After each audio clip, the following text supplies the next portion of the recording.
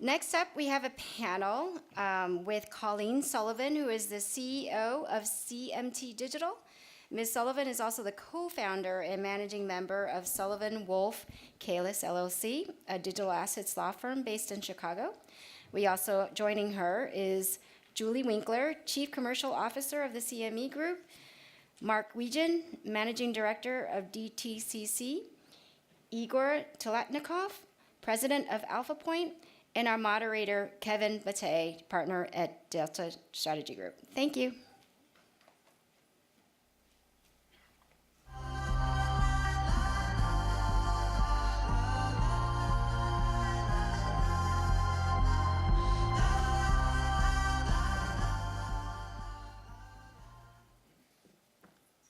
Hello, and welcome to our regulatory panel.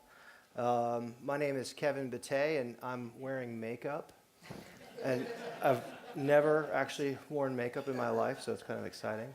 But it's also a testament to how far we've progressed here at the Chamber, and that we've got stage presence and lighting, and I've got a Janet Jackson microphone. So a lot of firsts for me, but thank you all. I wanted to ask all of our panelists, we've got a distinguished group of panelists who work in different areas in the technology sector. And I would like to ask each of you, and maybe we could start off on the end with Colleen and work our way back, but to talk a little bit about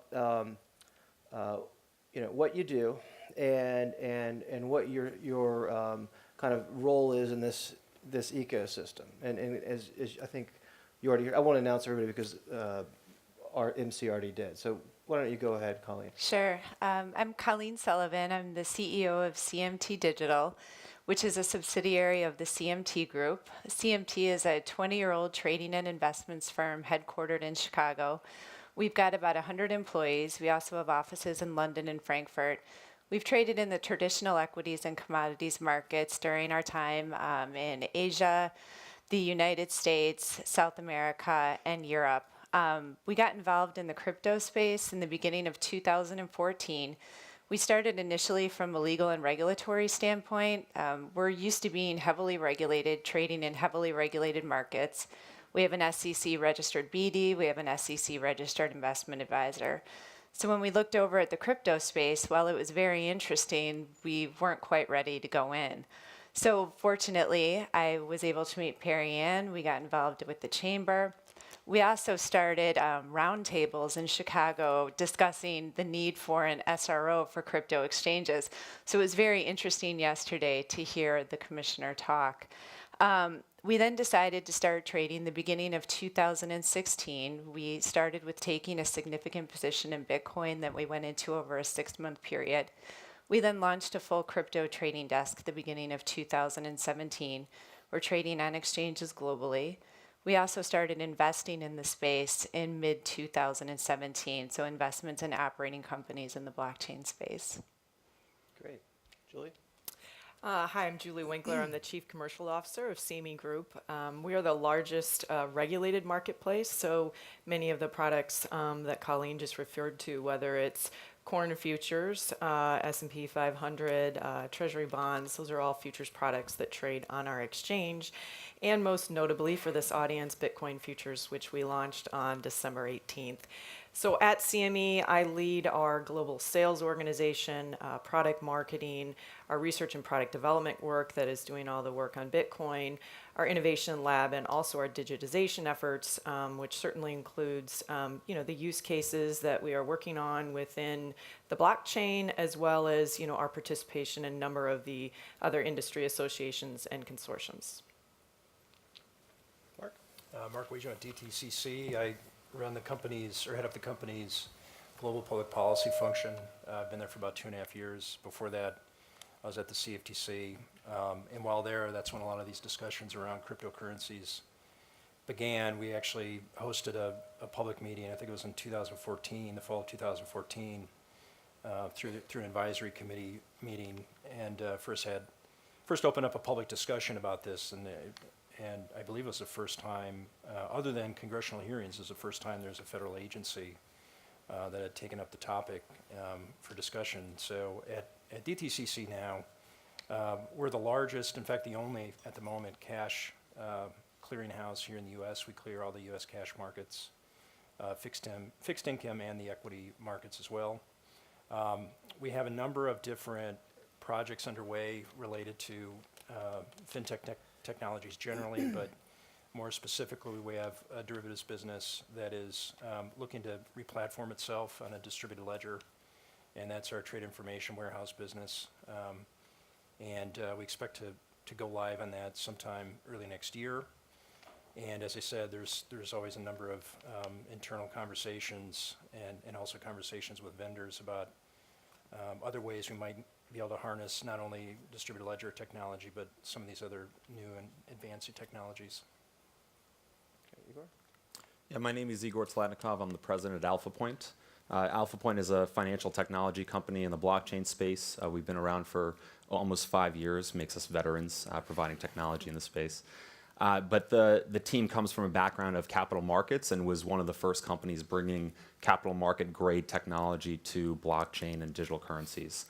So what we do is we help large financial institutions all over the world to digitize assets, put assets onto blockchains, whether it be commodities or asset-backed securities, real estate, or illiquid assets. And we also help them launch digital asset exchanges or marketplaces for those assets. And I'm Kevin Batteh. I'm a partner at Delta Strategy Group, and I'm also pleased to serve as the policy advisor to the Chamber. And we've done a lot of work with the Chamber over the years. And sort of an observation, my firm historically represented folks in the financial markets in front of the CFTC and the SEC and sort of mainstream financial issues, Dodd-Frank, that kind of thing. And around 2014, we started getting some questions about digital assets and blockchain. Our historic client base is our futures industry market participants, and then we started building on with some startups and folks that had blockchain projects and tokens. And so for a while, it was sort of two separate kind of client bases, but over time, they've kind of merged because people in the kind of incumbent industry are interested, like CME and DTCC, in looking at how this technology can benefit their businesses. And then people in the startup space realize that there's this incredibly large market of mature financial market participants who want to interact in the digital asset space or the blockchain space. So now it's sort of both sides are kind of coming together. And I guess a great example of that coming together is the recent CME futures contract. And I was hoping maybe, Julie, you could give us a little, I don't think most people here are traders, but I think it might be helpful kind of to hear a little bit about the specifications of the contract, but also a little bit about volume and what you're seeing in the marketplace and the type of market participants that are coming. Sure. So for us, this journey started quite a few years ago as we started to look at this space. It was definitely a grassroots effort at CME to say, this is kind of an emerging asset class, and we began watching it very closely.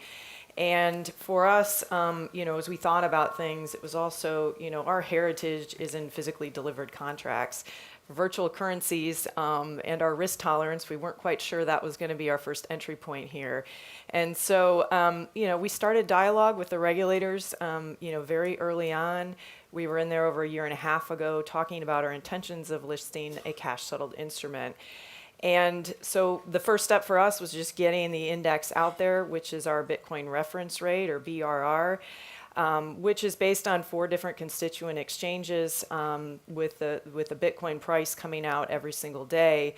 And just having the market, have a better barometer for where Bitcoin is trading. I mean, as you all know, it's a fairly fragmented spot market, as I'm sure Colleen will share. And, we felt by getting, again, a index out there that was, per IOSCO principles, was being run in a true benchmark administration style. That was a good entry point for us. And so we published the index for over a year. And clients told us, kind of as we put that flag out there of, okay, well, when's the futures contract coming? And we started working, with the industry and with clients, had hundreds of clients meetings, getting input on this. And things, ran the entire spectrum from people saying, well, you're the CME, you have to do physical delivery, to other clients that said, we think your index is really good and we can see definite use for a cash settled instrument. And so that's what we proceeded to launch in December. And, it's been a really great start to things. So we have a futures contract that's the size of 5 Bitcoin. There's a $25 minimum tick to that. We have 4 contract expirations that are listed at any point in time. And so what really the purpose of this is to, again, with a very highly regulated marketplace, to be able to provide transparency, to be able to provide price discovery and risk transfer in this marketplace. And what was exciting for me to see is that of the first day of trading, we had an entire forward curve. And so for the first time ever, we did provide that forward-looking price discovery to the virtual currency market. And people can now see today what things look like for Bitcoin in terms of the June expiration. And it's trading about 1,500 contracts a day in notional terms. That's about $80 million. We are seeing wide participation, again, have market makers involved in that activity as well. And so it's really where we expected that we would be at this point in time. And, we're continuing to evolve our offering based on client input. Excellent, excellent. I'll direct this to you, Julie, but Mark, you're a former CFTC commissioner, so please chime in. But can you just describe, because there's a lot of press about this, and I thought it was a little bit of much to do about nothing, but can you kind of just explain what is the self-certification process? What does that mean? Sure. So as part of the Commodity Exchange Modernization Act over 20 years ago, a process was put in place that an exchange could, self-certify new product rules for listing of, basically think of them as vanilla new futures contracts to be listed for trading and clearing on our exchange. So really what that does is put the onus on the exchange to ensure that everything about that contract is meeting the Commodity Exchange Act. And, it's a, relatively quick process, in filing with the CFTC, but it's not a formal approval. Before that period of time, we would have our economists create reams of documentation over these product filings. So it's not that the analysis isn't done. The same analysis is done. The same rules are being met. It's just, it's a faster way. And so I think what that has done for the industry is created a tremendous amount of innovation. I think the numbers out there are something like 10,000 new contracts have been self-certified within this regulatory framework. And when you look at that and compare that to other jurisdictions, the U.S. has been far and beyond, other jurisdictions in terms of that innovation. And I do think we tie a lot of that to the flexibility that self-certification provides. I will say in the case of Bitcoin, it is kind of a lot to do about nothing in some regards, because we worked extremely closely with our regulators. I personally met with them, went through every detail of the contract. Even before we launched the index, we had conversations with them. And this is a new space, and we completely appreciate that, the regulators are going to need to have that comfort. I would say from my perspective, I thought the CFTC was very well educated about this space. They had numerous other providers in there over the last few years talking with them about this. So it wasn't like we were just starting these conversations from, ground zero. And so I think that really kind of helped to, again, get them comfortable, as well as just say to the exchanges, do you have all of the proper risk management in place to be able to manage this process? And we definitely assured them that we did, and the trading rules in place to monitor it on an ongoing basis. Thank you. Thank you. So if you've ever been on or watched a regulatory panel, there's always this, usually at the beginning, it's sort of like, there is this panoply of regulators in DC. We have the alphabet soup of regulators. And, it's the SEC, the CFTC, the IRS, FinCEN, state regulators, and probably 5 more that I'm forgetting right now. But so there is this sort of challenging patchwork of regulators who have different interests in this regulatory space.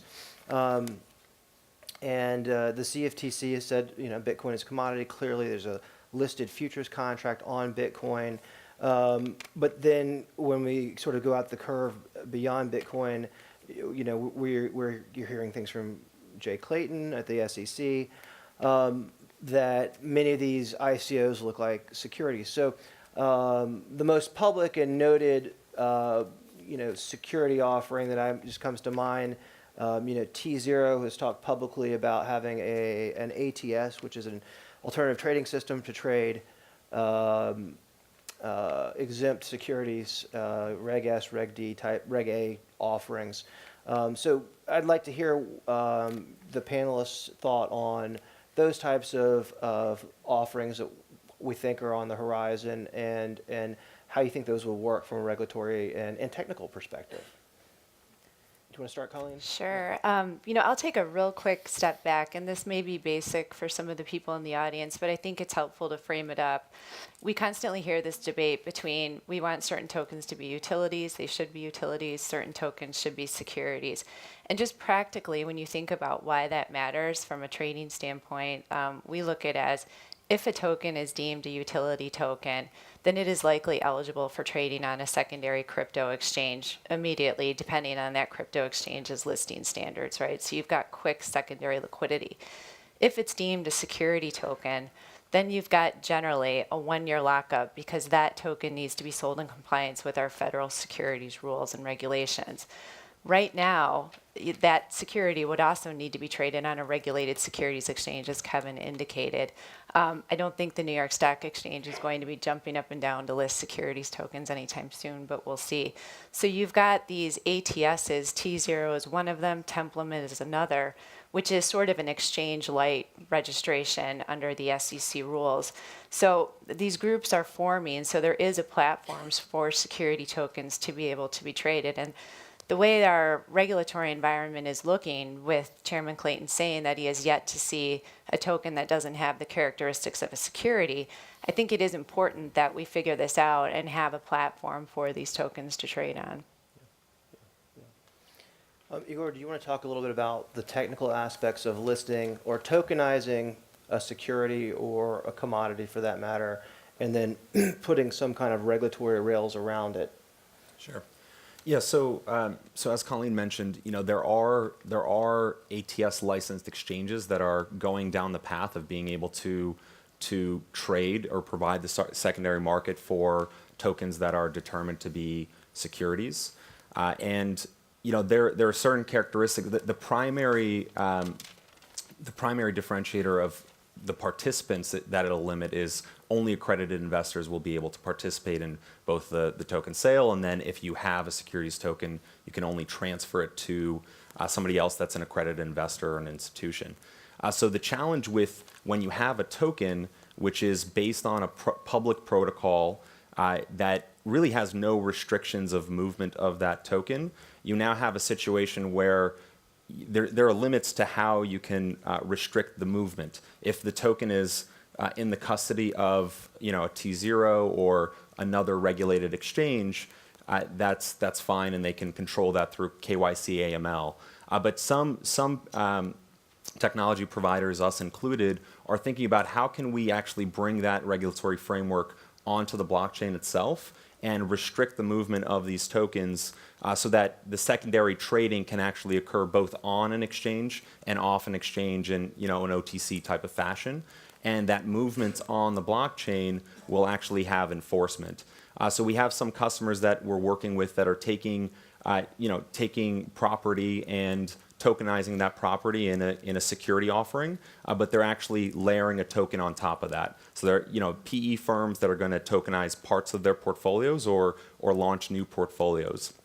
And what they want to do is ship the product as a special type of regulatory token that the smart contracts are a way to essentially enforce business logic or law in the code. So we're working to implement that in what in the industry is being referred to as an R token or a regulatory token.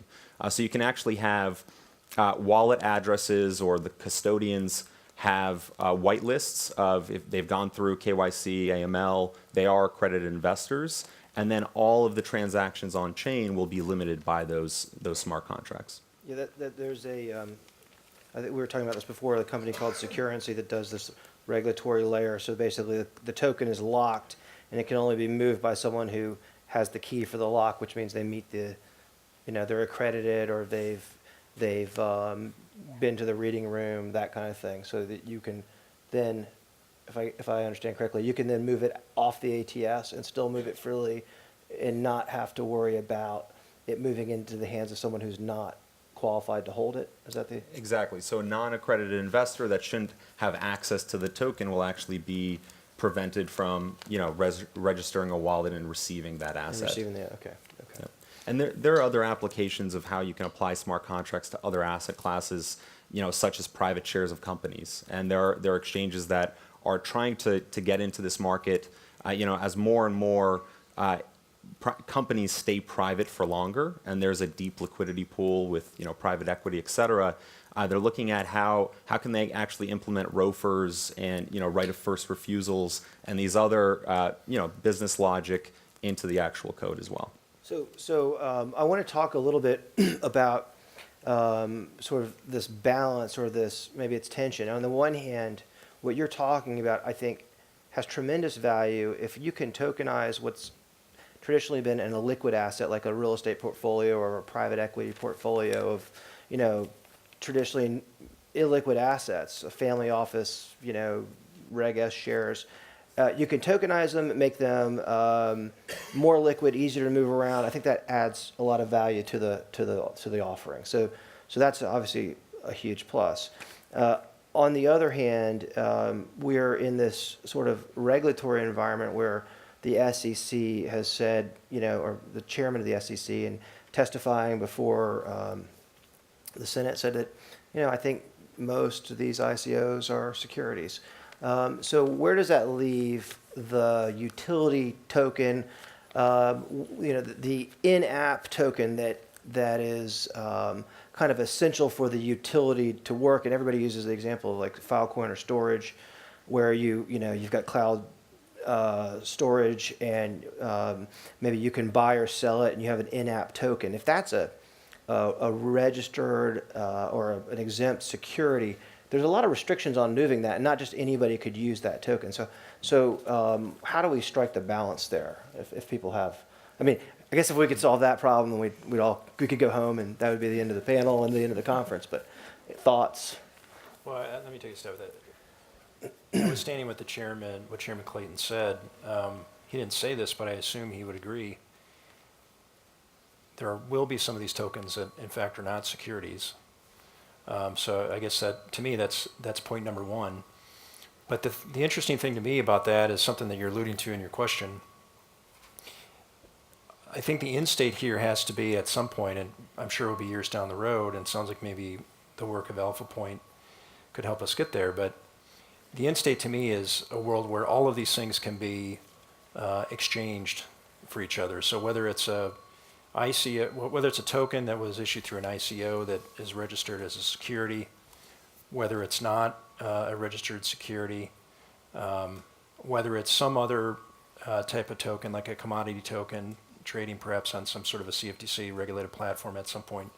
I think the end state that we should all be thinking about is, how do we create an environment or an ecosystem where all of those types of assets can be traded? Yeah.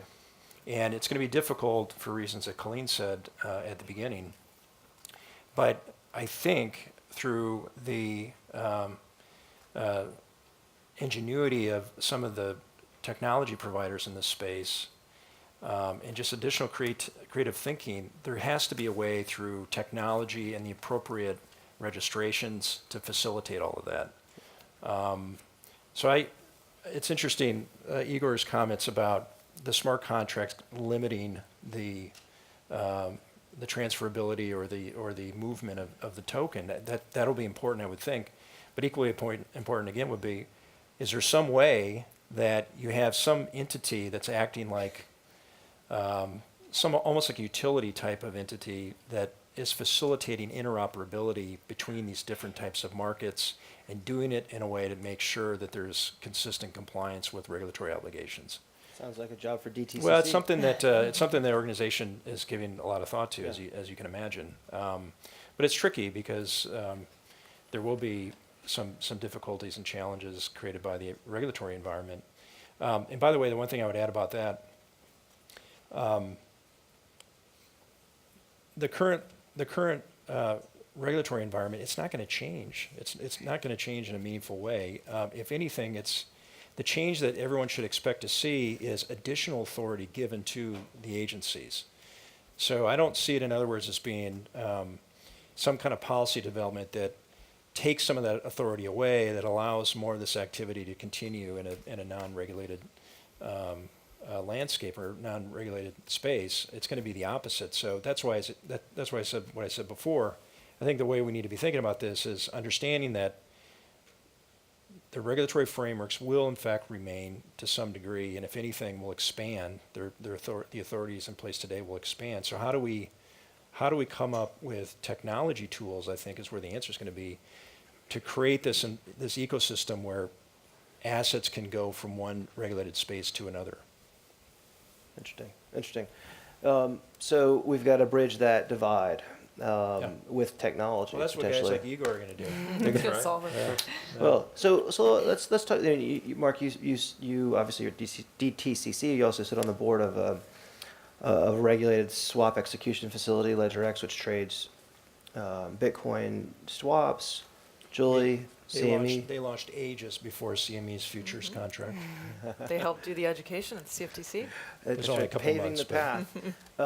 So two regulated exchanges, CFTC regulated exchanges, or SEFs, DCMs.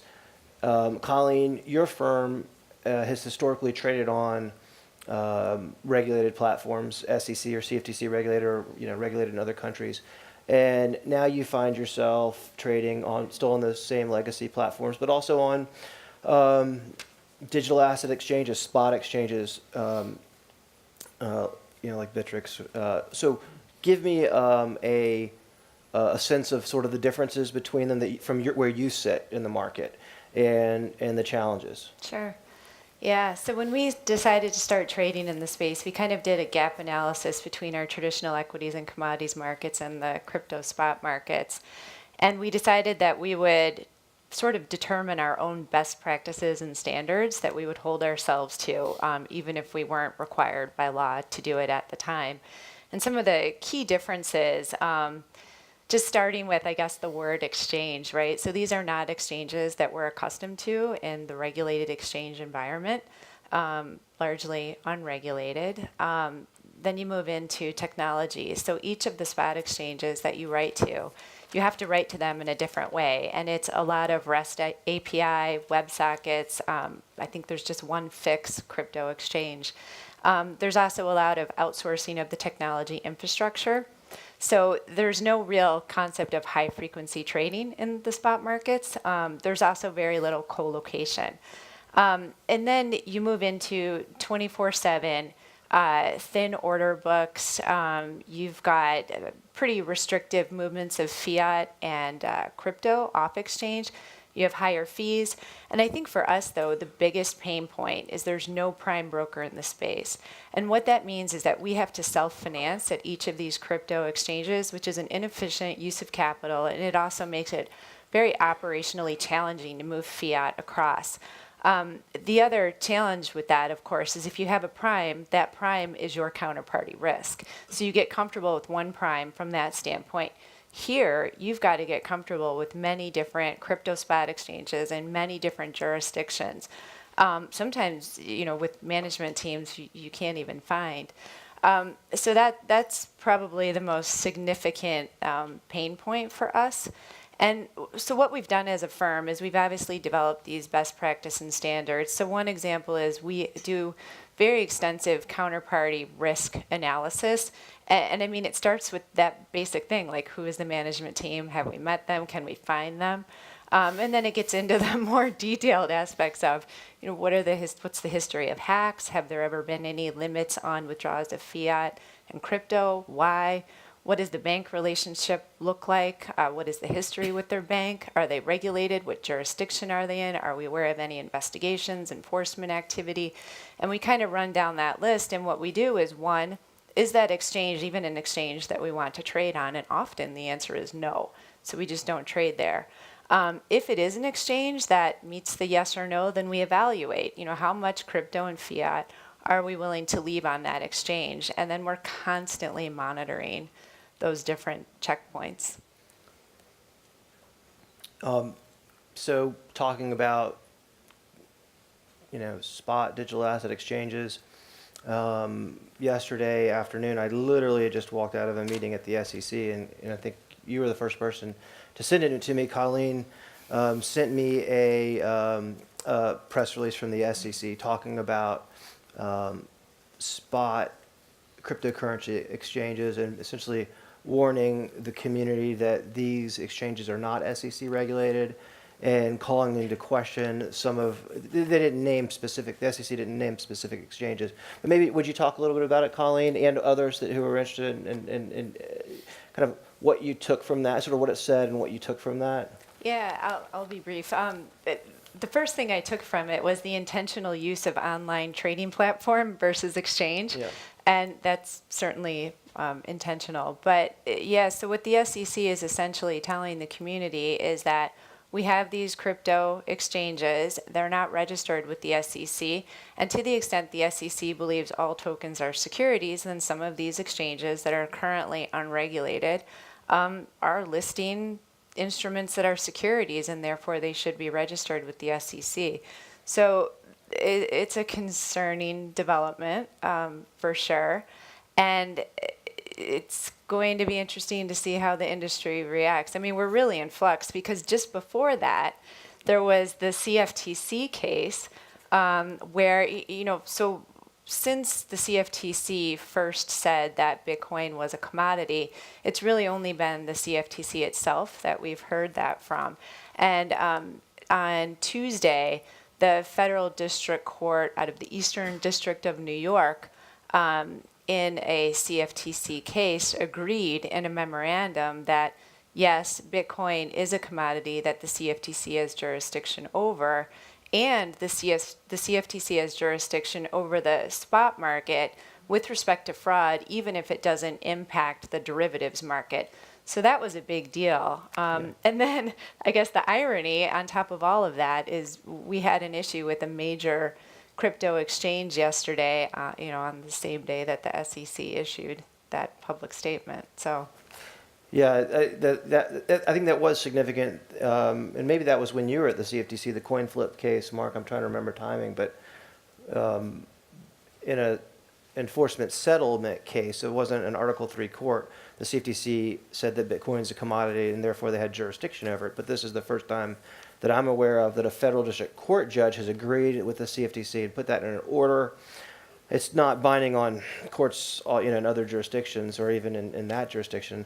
Another federal district court judge could come out differently, but I think everybody's pretty confident that's where courts are going to come out. But just as important as the point that Bitcoin is a commodity, and is the point that the CFTC, you said this, but I should think for a second. The CFTC, a federal regulator, has a spot market. In other words, just Igor and I trading together. Bitcoin transactions when it comes to fraud and manipulation. So that means they could bring an enforcement action in unregulated activity that's off of a futures exchange. So you could have a federal regulator bringing an action for conduct that occurs on a spot, online platform. Right? We don't call them exchanges anymore, I guess. So that's something to take a second and think about. Yeah, what I would just add to that, I think one of the challenges in this space is ultimately regulatory uncertainty, right? I think there's it's unclear, which tokens, which ICOs may or may not be securities. And, there are certainly, there's been some illicit activity on ICOs that were just clearly securities. Hands down, there have been some enforcement actions. There was, past all the measures of the Howey test, and anything that, looks like, smells like, acts like a security will likely end up, falling under that jurisdiction. But, other assets, other tokens that, don't comply with those and, take other measures. The problem is, innovation that, entrepreneurs that are looking to take advantage of blockchain technology and use a token for fuel don't have a clear guidance of how to make something very much a security token or very much not a security token. And I think what we'll see this year with all of the statements that have been put out, FinCEN also put out a statement. It was a busy week this week. That we'll see the majority of these token sales occur as actually regulated securities token sales under the Jobs Act, Reg D, Reg S, and this will be the year that the majority of those token sales, at least in the U.S., fall under those guidelines. It'll be a very different ICO year than last year, and it's good that your company is working on ways to kind of at least help eliminate some of the friction points in issuing these Reg S, Reg D, Reg A type offerings, because it'd be very hard without a technological solution. Kevin, I was just going to say, Yeah. the one thing that I think is also very significant about these developments, there's a heck of a lot of value if some of these platforms have some kind of supervision beyond what they have today. There's a lot of value, I would think, on the part of the trading community, knowing that cyber protections in particular are going to be looked at more carefully in a supervised type of setting, in a regulated type of setting. You're never going to be able to completely prevent all types of hacks from happening in any case, but just knowing that there's another set of eyes at a federal agency looking at the risk practices, especially as they relate to cyber, I think is especially important in this space. Yeah. So I view a lot of these developments as very, very positive. You mentioned FinCEN, Colleen, and others. We've been talking about the SEC. Mark Carney made a statement over the weekend along these same lines. So it's not just here in the United States. This is clearly where things are headed, which is to say, again, the authority of these agencies, based on existing authority, they are going to move more meaningfully into this space just by interpreting their own rules. But as I said, I think that's actually a good development. I know it's on our list of things to talk about, Yeah. but the great thing about this, I think, is that it paves the way for these interesting other products to be launched. Yeah. All these ETFs have been denied by the SEC up until now, and they will continue to be denied unless they're referencing tokens that are trading on some kind of a platform that's supervised by someone other than who's supervising them today. Yeah. And you imagine all the interesting opportunities that creates, both from an investment point of view as well as risk management point of views. I think that's a really important development too. And again, something that's only going to happen as more of these statements and reactions by this nascent marketplace reacting to statements of authority and coming into compliance under the existing rules. So I think these are all really good developments. And I just wanted to add, I completely agree with Mark. I mean, I think there is a whole wall of institutional capital that's just waiting to come into the markets for when the regulatory environment is clear or clearer than what we have now. And I think that's why you see a lot of the proprietary trading firms jumping in first. They're not managing third-party capital. They're used to dealing with just a little bit more risk from that standpoint. But once this is clear, I mean, we can't wait. I mean, I think it's critical. Yeah, I think we're definitely seeing that. I mean, that's one reason we launched the Bitcoin futures contract. I mean, the amount of pent-up demand among institutional investors they don't want to talk about, interest rate movements or anything else. The first question is, tell me more about Bitcoin. So, but they have a lot more to get comfortable with. I mean, they're not going to be opening up a wallet and starting to trade these things. And so that framework, that technology, that structure, the cyber protection, I mean, all of that has to be put in place before those guys are really going to jump in. But again, I think what's so appealing to them and is obvious, right, is the fact that these assets are just not correlated to other things in their portfolio. It makes it a really attractive addition, even in small doses. And so I think that's really the trend that we see in the next 5 years to come once the infrastructure kind of catches up. Excellent. We were supposed to talk about the CFTC's interpretive guidance on actual delivery of digital assets like Bitcoin. Lucky for you, we're out of time. We're happy to take those questions offline. A few more days to comment, though, Kevin, right? Comment letters due on March March 20th. The 20th, chamber will be submitting a comment letter.